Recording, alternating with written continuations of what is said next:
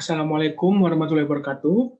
Video ini saya buat untuk memenuhi tugas ujian akhir semester mata kuliah perencanaan pembelajaran. Di sini sebelumnya saya Fikri Haikal Kusuma Putra, NIM 2018 106 03 11 098.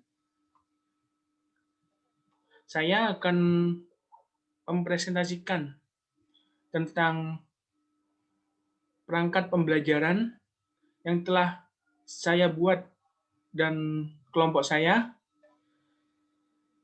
yaitu yang pertama ada RPT, yang kedua ada LKS, dan yang ketiga ada instrumen evaluasi. Untuk yang pertama, saya akan membahas tentang RPP-nya terlebih dahulu. Di sini terdapat identitas, yaitu kelas 9 SMP, semester ganjil, mata pelajaran matematika, materi pokok fungsi kuadrat, pertemuan ke-1, alokasi waktunya 2 kali 40 menit atau 2 jam pelajaran.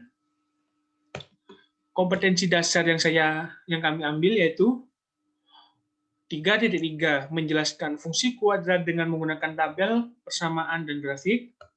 Kemudian 4.3 menyajikan fungsi kuadrat menggunakan tabel, persamaan, dan grafik.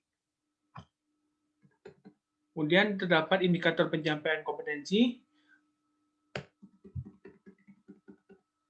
dan tujuan. Tujuan ini mencakup dengan indikator pencapaian kompetensinya.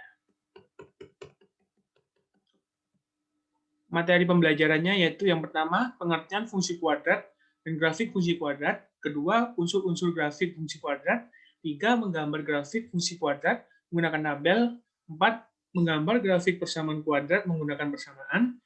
Dan kelima, menentukan fungsi kuadrat. Adapun pendekatan, model, dan metode yang kami buat yaitu yang pertama, pendekatan saintifik. Kedua, strategi pembelajaran inquiry, model yaitu problem based learning atau PBL, dan metodenya ceramah, diskusi tanya jawab.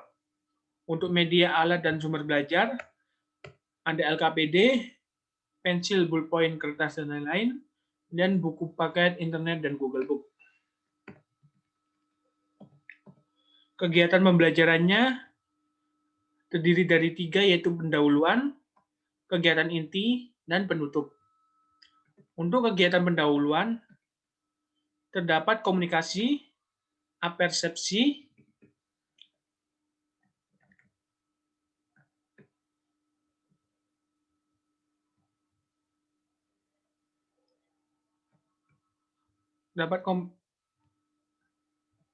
komunikasi dan apersepsi, di mana pada pendahuluan ini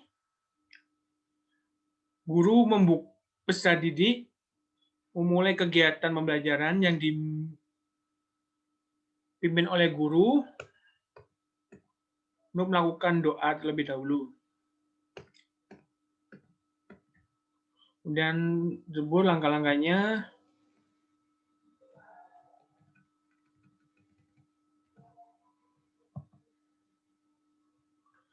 Menuju ke kegiatan intinya. Yang pertama ada orientasi peserta didik pada masalah. Yang kedua ada mengorganisasikan peserta didik belajar. Yang ketiga ada membimbing penyelidikan individu dan kelompok. Keempat, mengembangkan dan menyajikan hasil karya. Kelima, menganalisa dan mengevaluasi proses pemecahan masalah. Dan keenam, peserta didik diberikan gambaran penerapan ide dari penyelesaian masalah tersebut untuk menemukan rumusan ide umum. 7. Peserta didik diberikan dorongan agar aktif terlibat dalam diskusi kelompok serta saling bantu untuk menyelesaikan masalah tersebut. 8. Peserta didik dipantau oleh guru dan diberikan dorongan semua peserta didik selama bekerja di dalam kelompok agar terlibat diskusi dan mengarahkan bila ada kelompok yang melenceng jauh pekerjaannya.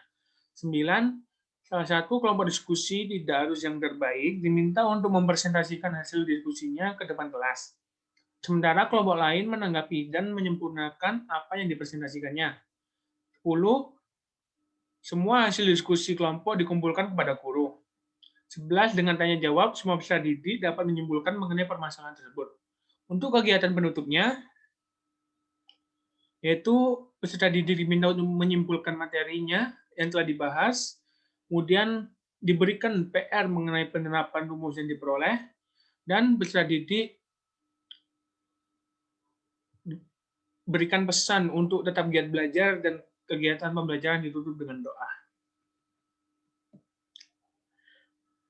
Untuk alokasi waktunya, pada kegiatan pendahuluan, alokasi waktunya 20 menit. Untuk kegiatan intinya 50 menit, dan penutup 10 menit. Dan untuk penilaiannya yaitu ada 3 aspek penilaian. Yang pertama kognitif, kedua afektif, ketiga psikomotor. Untuk aspek penilaian kognitif, instrumen penilaiannya yaitu uji tes, dengan penarikan kesimpulan, lulus jika skor lebih dari sama dengan 75. Untuk aspek penilaian afektif, instrumen penilaian yaitu angket, dengan penarikan kesimpulan sikap termasuk kategori baik. Dan aspek penilaian psikomotor, instrumen penilaiannya lembar kerja, diskusi, dan tanya jawab, dengan penarikan kesimpulan, lulus jika termasuk kategori baik, jika dapat berkontribusi dalam menyelesaikan LKPD dengan baik dan dalam pembelajaran. Untuk yang kedua yaitu tentang LKS.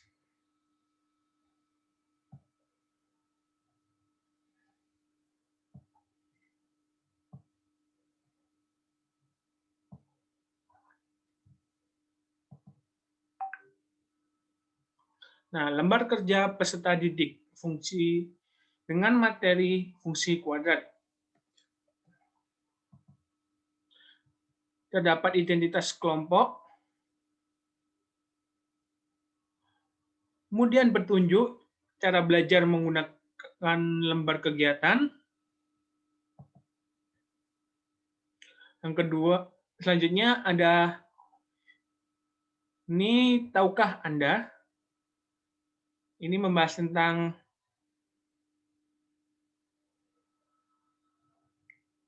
dalam kehidupan sehari-hari kita mengenai materi kita tersebut. Kemudian ayo berpikir. Sini terdapat soal yaitu pernahkah Anda mendengar istilah fungsi? Bagaimana dengan istilah fungsi kuadrat? Apakah Anda sudah memahaminya? Buatlah pertanyaan-pertanyaan tentang fungsi dan fungsi kuadrat yang belum Anda pahami. Selanjutnya mari gali pengetahuan. Pada bagian ini dijelaskan tentang materi-materi yang akan dipelajarinya. Kemudian ada yuk berdiskusi. Siswa diberi soal, terdapat 5 soal, 2 soal pilihan ganda, dan 3 soal esai. Kemudian silakan presentasikan. Sekarang siswa diminta untuk mempresentasikan hasil jawaban kelompok di depan teman-temannya. LKS dibuat menarik agar peserta didik lebih giat untuk mengerjakannya dan lebih mudah untuk memahaminya. Selanjutnya kita ke bagian 3 yaitu tentang instrumen evaluasi.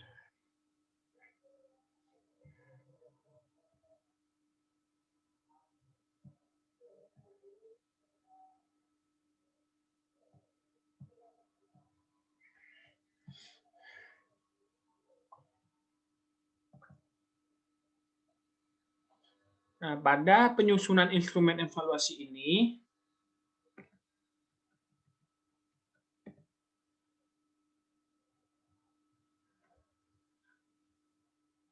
terdapat masing-masing 2 soal dengan tipe jawaban pilihan ganda kompleks, menjodohkan jawaban singkat, dan uraian. Sehingga total semua soal yaitu ada 10 soal.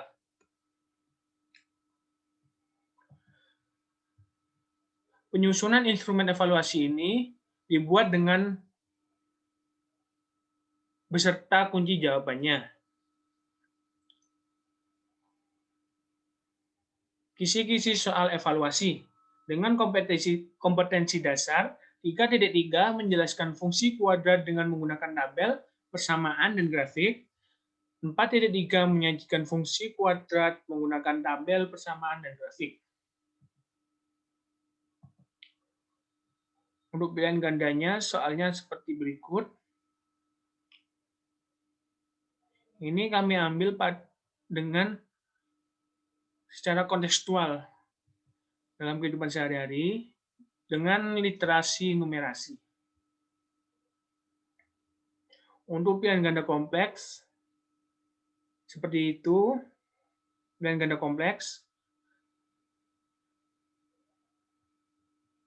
Pada pilihan ganda kompleks ini terdapat jawaban benar atau salah. Kemudian menjodohkan. Siswa diminta untuk menjodohkan antara soal dan jawaban yang benar.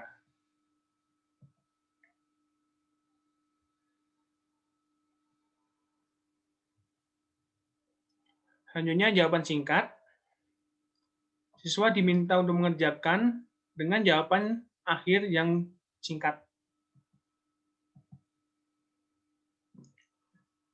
Dan yang terakhir jawaban uraian. Siswa diminta untuk menguraikan jawaban dari soal tersebut.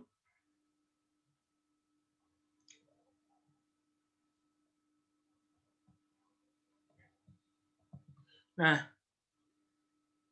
sekian untuk penjelasan presentasi perangkat pembelajaran yang telah saya buat beserta teman kelompok saya.